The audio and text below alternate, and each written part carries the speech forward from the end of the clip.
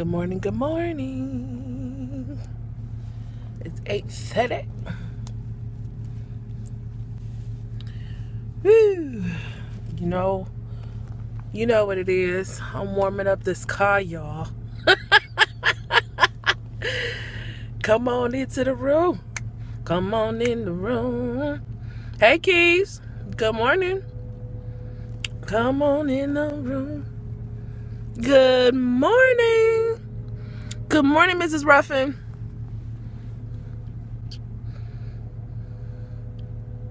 I know more than 4 people done logged on. I don't know why this don't never tell me how many people it is. Hey, guys, girl.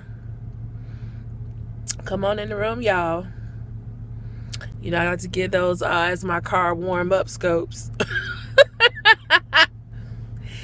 All right, so as you guys, morning Dominique. So as you guys are piling in, I want to give you what thus saith the Lord. Hold on. I gotta have the peppermint ministry. So, okay. And yeah, give me those hearts and make sure that you share, because that helps the ministry go all over the world. All right. So let's get to it. Why must be entrepreneurs? I'm not talking about people who are just starting in the prophetic. I'm not talking to you. People who want to be prophetic. I'm not talking to you. I'm talking to prophets. And if you are not a prophet, or you believe that God is moving you into the prophetic, this will be great information for you to know what you're stepping into. If you reside in the mantle or office of the prophet, Jezebel is after you. So congratulations. I have talked to yesterday 3 prophets yesterday, and they were all concerned about their employment. And man, what can I tell you? Yeah, I know, me too. What can I tell you is that you have to have multiple streams of income, and you must be an entrepreneur if you reside in the office of the prophet, or you have a mantle of prophecy over your life. The reason is that Jezebel is always in the workplace. Okay? And if you know about Jezebel, her and Elijah, they got into it. Okay? In the scriptures, you read 1st and 2nd Kings. Elijah and Jezebel, Elisha was sent to take out her prophets, and Jezebel was constantly trying to kill Elijah through the whole duration of his ministry. And she wore Elisha out to the point he was like, look, I can't do this no more. And God told him, well, you need to pass on the torch to Elisha, or some of you guys call him Elisha. And so for sake of being differential, I'll say Elisha. So you're gonna have to pass on the torch to Elisha so that you can train him up to finish the work, which is one of the really major stories in the Bible that clearly talks about successorship. There's others, but those are, I would say that was a clear clear example of successorship. So anyway, what you will find, that Jezebel loves business. She loves anything that gives her power and control. So business equates to money. Money answereth all things. That's what the Bible says. So Jezebel is going to position herself in arenas profitable, which includes the workplace. So if you are a prophet and you have a job, what's going to end up happening? I know I need some more hearts than that, because some of y'all don't get mad at the word. Jezebel will show up on your job, and Jezebel climbs and rises to power. So Jezebel's position, and she wants to be a supervisor. She wants to be a manager. She wants to be a director. She wants to be a VP. She wants to be a president. She wants to be a CEO of major corporations and organizations which hire a lot of people, because she can destroy as many of God's people as possible the higher she is. And so if she can become regional, if she can become global, national, if she can become in that way, she will. Okay. And if you know the 7 areas of power, business is one of them. So this is why when prophets go get a job, they have an assignment. God don't send prophets too many places without an assignment. I'm telling you, very, very small few occasions where God will send a prophet somewhere just so they can make revenue. God uses prophets everywhere, all the time. Even if you're not even speaking prophetically at that moment, He is using you as a light in some other way. Prophets are so talented that they can literally be successful in any field. It comes with the call. It comes with the office. So this is why prophets can continually reinvent themselves like that and don't have both. They can have 1 degree or no degrees and can do everything better than people who have degrees. Don't get mad at the messenger. I'm just going to tell you this is how it works. So prophets God shows prophet stuff. So a lot of stuff we'll get straight from God, never been trained, never been developed, never done any of those things. And all we did was lay on our face, listen to God and follow instructions, and we could do anything. We'd be like, oh, I can do this, you can do this, do that, do that, do that, do that. So prophets in business is very, very powerful, because we can just reorganize your business and not know anything about what you do. Reorganize your business, restructure it, make this business more profitable than somebody who went to school for it. So if a prophet actually goes to school for it, then they have the paper and the prophetic knowledge, which makes them an extreme threat to Jezebel. This is why you go on your job and Jezebel is after you. This is why that the stronger prophetic you are, you are going to have a hard time keeping secular employment. I don't care if you work for a quote unquote Christian organization. If you don't, the heart stopped. I don't care if you're working in a Christian organization. It's going to be challenging for you to go higher up the ladder. Okay. And it's because of the fact that you're going to run into Jezebel, and Jezebel's going to know you. And don't try to be carnal and say, I didn't bother nobody. I just mind my own business. I just go to work. Nobody don't care about me. I just gonna stay in my cubicle. I'm gonna stay in my office. I just gonna clock in and clock out. I don't care. I don't care if that's all you're doing. Talking about I'm gonna stay out the way. Jezebel sees you. Okay? Talking about I don't know why they don't like me. I just don't know. You like the voice, Dominique? Jezebel see you. I've heard the excuses. I've given the excuses. Okay? Jezebel sees you. You cannot hide from Jezebel.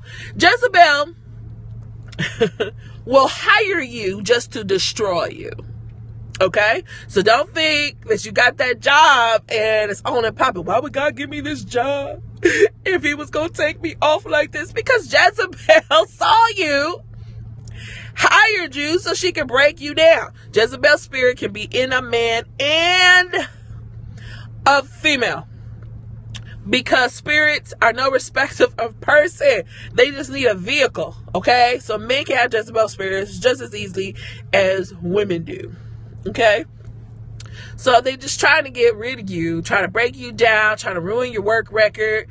I mean, and Jezebel studies you. Okay? Good morning, heavens do. Jezebel studies you.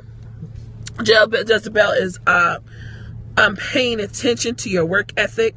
She's paying attention to what makes you tick. If she looks at you as someone who takes pride in your work, then Jezebel's gonna really hit you with work issues like, you didn't do this right, you didn't do that right, you didn't do this right, knowing that you are excellent at what you do. But Jezebel wants you to be labeled as incompetent, and that she will play so many mind games in that office and will run your name in the mud in that office that she will literally convince everyone in your workplace that you do nothing on the job, or that you do everything wrong, or that you're not qualified for the position. And if you are weak-minded, you will fall for it yourself and begin to question, am I really the one? Am I not really doing my job? Oh, I need to be getting some amens up in here. Some of y'all working for Jezebel right now while you're listening to this scope, okay? And so here it is that you have a hard time keeping employment, and you're trying to figure out why you cannot keep a job. And it's because you are prophetic. And I bet you, if you actually knew what it meant to be prophetic, you might have run the other direction when God called you to prophesy. Some of y'all prayed to be prophetic. I ain't laughing at you. Yes, I am laughing at you. Some of y'all prayed to be prophetic, and you just don't know the cost to be the boss, okay? So the cost is that the more prophetic you become, the more difficult it is for you to be able to operate in the world without being prophetic. It's just the truth. It is the truth. I don't know how many jobs I lost simply for the fact that I'm just who I am. It's an issue. I have conceded to the fact there's only certain places that I can be employed. I'm just too spiritually sensitive to be at some places. I can't function well at some places. Jezebel always finds me, even when I've worked at churches. Jezebel will find me. Jezebel will just show up in a pastor. Here we go. And it's been exhausting. So I know what I know. Now, Jezebel wants to control you. So you will find that sometimes Jezebel wants you to be her assistant so that she can, quote unquote, put you in a group of witches who happen to be directors or presidents or anything like that. Because Jezebel wants to recruit you and make you one of her minions. Okay? So she'll bring you very, very close to use you up, break you down, and then corrupt you and pervert you. So don't think just because you got elevated that there is not a demonic assignment against you on your promotion. Because it is. So pay attention. Ask God to show you what are the spiritual things that are going on in your employment, and what is assigned to come after you on your employment, so you know how to pray. Because what happens is we just want to work and go home. That's so carnal, but that's what we want to do.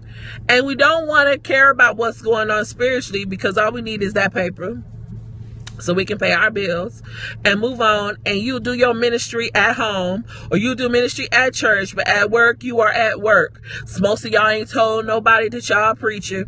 Most of y'all ain't told nobody that you in ministry. But people, I'm going to tell you, the spirits know already. So whether you keep it a secret or not, the spirits know. So,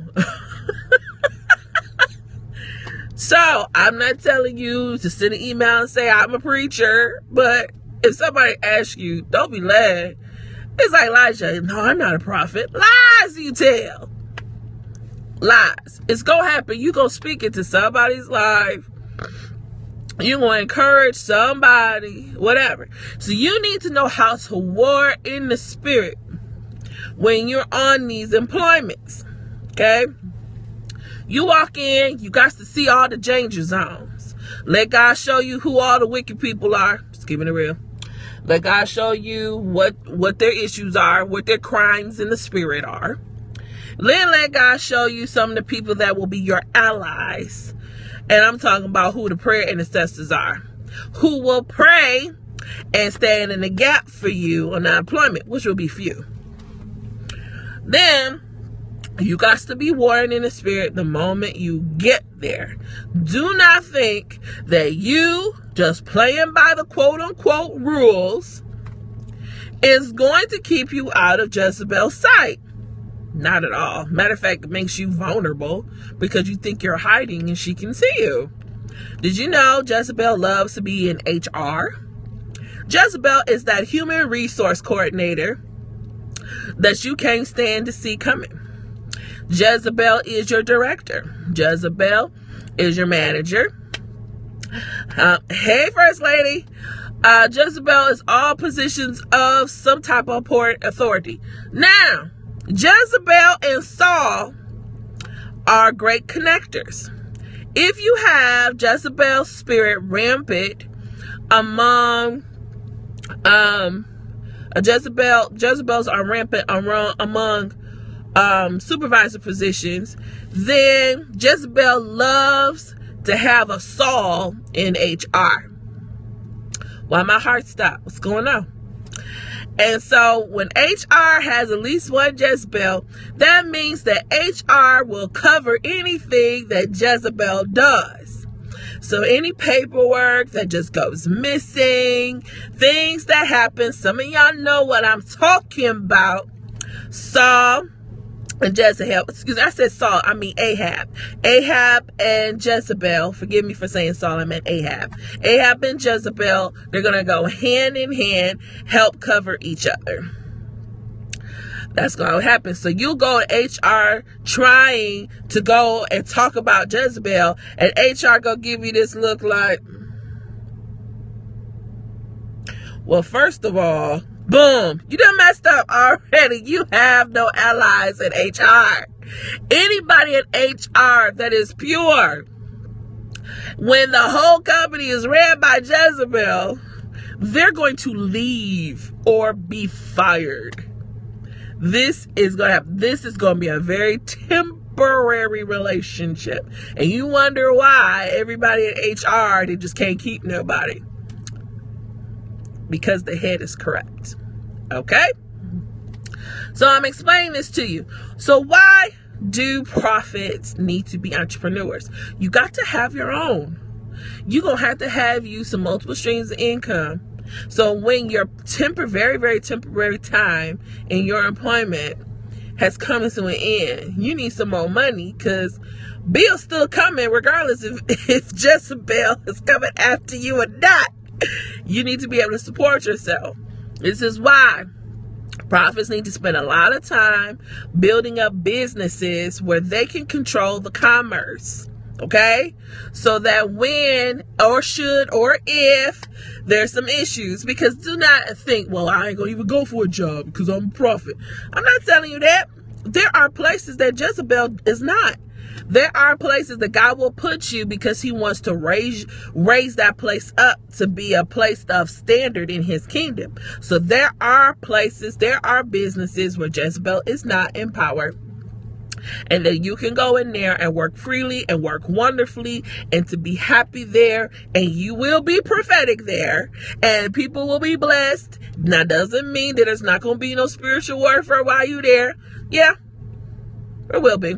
But as long as the head is not corrupt, you will be straight. So if you come into a situation where the head is pure, you need to be praying your tail off for your supervisor. You don't need to tell your supervisor that you're praying for him. You just need to just be doing it. Pray, fast, cover them. And this is a prayer that you need to pray. Lord, if and when this person leaves, let me know. Okay? Because what's going to happen is, more than likely, unless you pray somebody else in, if that person leaves, they're going to put somebody in there that don't have the same spirit. So even when this person's leaving, ask God to tell you when your God-fearing supervisor is leaving, So you could be praying for another God-fearing supervisor, regardless if you're going to be there or not.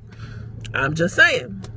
So your job is to intercede for the head of that department or whatever it is that you're at, so that God's will can be done in that place. Because wherever God is, people are prosperous, strongholds getting broken in the office, people getting closer to God. It's peaceful, it's flourishing, it's a wonderful place to work. Okay? So just know that. So God may call you to be a Deborah on your job. God might call you to be an Elisha on your job. He may call you to do all these different things on your job. Okay? But don't be trying to cover up your call because X, Y, Z. Because let me tell you, everything is spiritual. Okay? Everything is spiritual. Let me be spiritual. Come on, y'all. Y'all be singing that on the way to work. Spiritual. And then go home. And then get into your cubicle and be carnal. Like, I just want to clock in and clock out. It don't work like that. It don't flow like that. It can't be like that. So here's another thing. Don't go home after you got laid off. I'm not saying you're going to, but I'm talking to people who know what I'm talking about. Don't go home after you get laid off and feel inadequate or feel bad or feel depressed. I've been through that and everything. And I'm going to tell you, it's just not you. It's what's in you. So you'll be like, okay, well, God knew this was going to happen. So you just be like, well, Lord, I expect my bills to be paid. If God gave you that witty idea right before they let you go, you'll be like, okay, it's time for this witty idea. Well, thank you, Jesus. Don't stress, don't anything. Just make sure that you are organized professionally and put some ducks in a row. Always be asking God for some real quick turnover ways to make money. Okay? Prophets, they got to make their money. Because remember this about Elijah. Elijah was known all over the region that he was Prophet Elijah. Samuel was Prophet Samuel. It was out cold. Everybody knew about them. Their employment was prophetic. Samuel was a priest and a prophet, though. So what you have to do is have streams of income that you can control, which is entrepreneurship, business ownership. Okay? Because let me tell you, Elijah was a homeowner. How do we know that Elijah was a homeowner? We knew that Elijah was a homeowner because when Naaman came to visit him, Naaman took some dirt off of his property. The Bible said that he took dirt off of Elijah's property. It didn't say Elijah was renting at home. He said off Elijah's property. So Elijah had land and he was a homeowner. How you doing? That means that he was blessed in commerce. Okay? Whether he was being a blessing in ministry and people gave him gold and money, because they do that all the time. What you find times where Elisha were blessed financially for being a blessing to people. And there were times when he told them, I don't want this. And the reason is that he knew who was trying to pay for a blessing and who was just really trying to be a blessing, because God allowed Elijah to see their heart. So if you bless somebody, you spoke prophetically in their life, and they want to give you something, ask God, why are they giving me this? Ask them, why are you giving me this?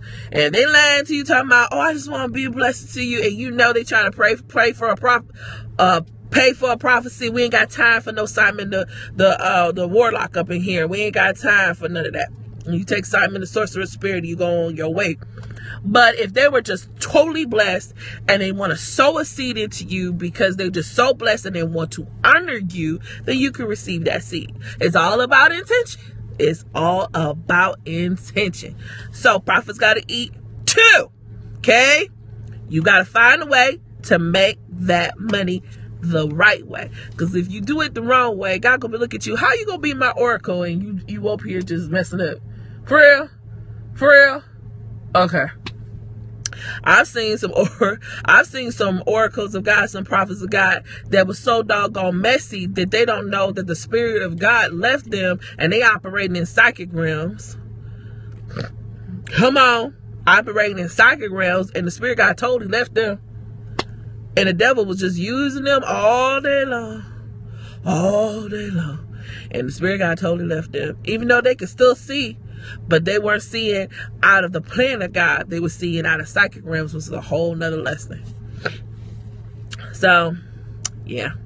So I want to let you know. Bless you. You got to watch the replay because I'm about to go. Bless you, Darlicia. So listen.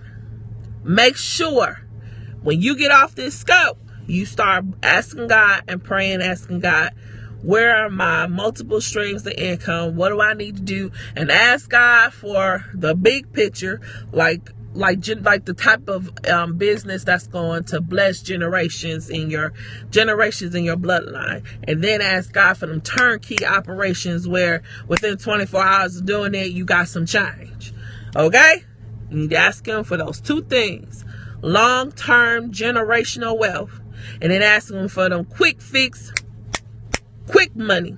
So that whatever happens on your job, whether it's a part-time or full-time or whatever you're doing, whatever happens on that gig, that you still keep stepping because you still got some money coming from somewhere. You know what I'm saying? So that's all I got to say for now about that.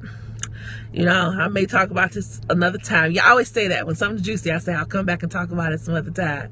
But God bless you, First Lady. God bless y'all for the word. I hope I was blessing to somebody. I hope I encourage you. Y'all, prophets, stop crying over these jobs because Jezebel's everywhere. Okay? God bless y'all. Get y'all some money today. Okay? See y'all. Be blessed.